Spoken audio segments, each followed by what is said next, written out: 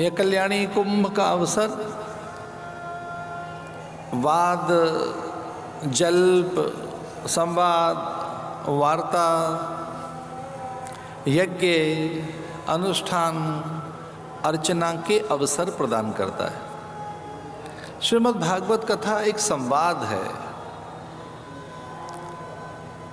शौनिक सूत का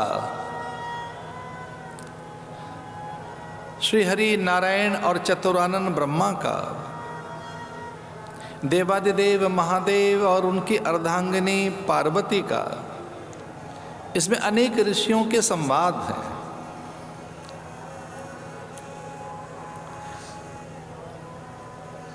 इसमें अनेक घटनाओं का विस्तार है। इसमें अनेक इतिहास, पुराण और सृष्टि के आरंभ की गाथाएं हैं। इसमें उपदेश हैं।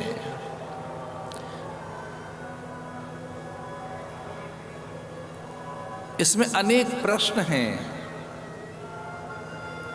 ये ज्ञात्मक है, जपात्मक, ध्येयात्मक है।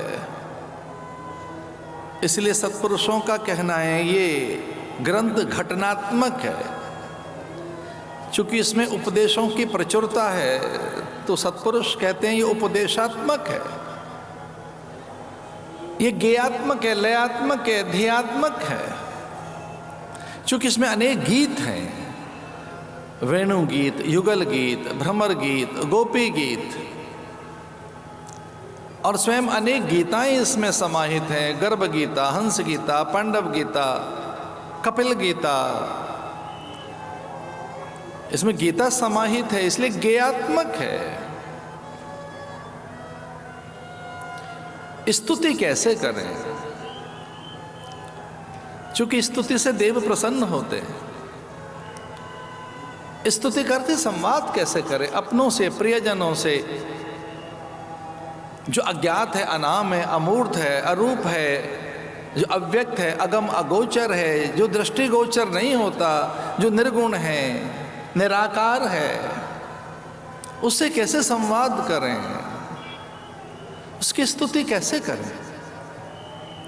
इसमें स्तुतियां हैं। वृक्ष कैसे स्तुतियां कर रहे हैं? प्रचेता, इंद्र आदि, ध्रुव, प्रहलाद की स्तुतियां हैं। नारद की स्तुति है इसमें, सनकादिक की स्तुति है इसमें।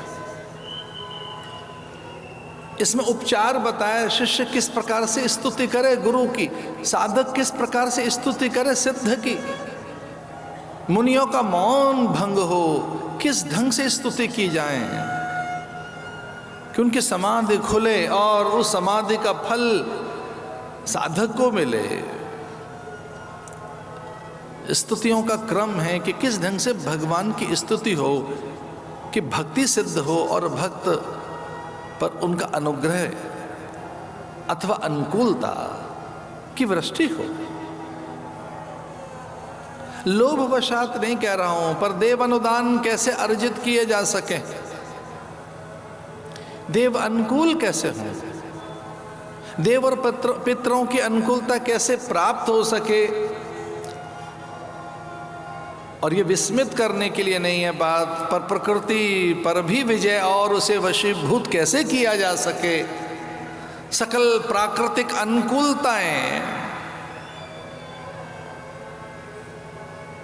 कि जो कुछ भी हो रहा है इसमें मेरा कल्याण ही निहित है, तो भगवान के विधान को सर्वथा निर्दोष, हितकर, सुखकर, प्रियकर, मधुर और उसमें अपने हित ढूंढ लेने की ये दिव्यता, उसके लिए कैसे स्तुति करें? निरंतर स्मरण करते रहें। तस्मात् सर्वेषु कालेषु, अथवा कोई जप की भी विधि है। एक तो स्मरण है, उसे स्मृति में रखा जाए, भगवत स्मृति बनी रहे, नारायण स्मृति बनी रहे। पर जप का भी एक विधान है, किस तरह से यम नियम आसन प्राणायाम प्रत्याहार धारणा ध्यान समाधि सिद्ध करें। देह है, इसमें मल है, इसकी जो श्वास निकल रही है वो अशुचि है, अशुद्ध है, अपवित्र है। जो ले रहे हैं वो पवित्र वायु है, पर उदर को स्पर्श कर जब वो फिर नासापुटों से बाहर जाती है, जब उसका रेचन होता है, जो ले रहे हैं वो पूरक है। प्राण जब ले रहे हैं उसे पूरक कह रहे हैं। कुछ पल ठहर गई उसे कुंभक कहते हैं। उदर के कुंभ में कुछ पल ठहरती हुई सांस जब उसका रेचन होता है तो अपवित्र हो जाती है। इसका अर्थ है कि अपवित्र हुई वायु, तो कोई स्वच्छता रखी जाए जीवन में, शौच का संस्कार रहे कोई।